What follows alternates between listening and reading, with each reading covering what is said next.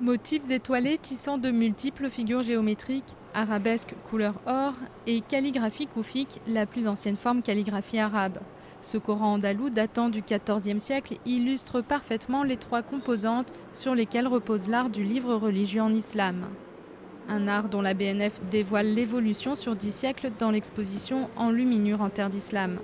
Coran, œuvres littéraires, scientifiques ou encore chroniques historiques, 80 prestigieux manuscrits arabes, persans et turcs soigneusement sélectionnés parmi les 300 manuscrits de la collection de la BNF sont exposés.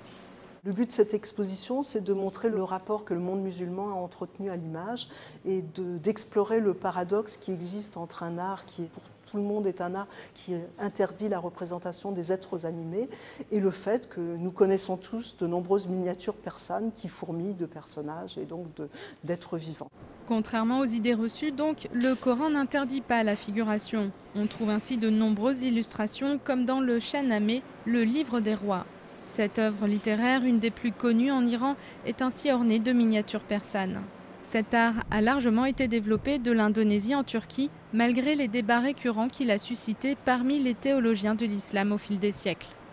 Le principe n'est pas tellement la représentation en elle-même, sauf que cette représentation, il ne faut pas qu'elle fasse concurrence, si vous voulez, à Dieu. L'associationnisme, c'est le fait d'associer un Dieu à un autre Dieu. En islam, il est le premier des péchés. Donc l'islam interdit le fait de donner des concurrents à Dieu. Cependant, la miniature s'est largement développée en terre d'islam, particulièrement entre le XVe et le XVIIe siècle. Ici, le prophète Mahomet est peint sur sa fabuleuse monture Al-Bourak, accompagné de l'ange Gabriel dans une ascension céleste jusqu'au trône de Dieu.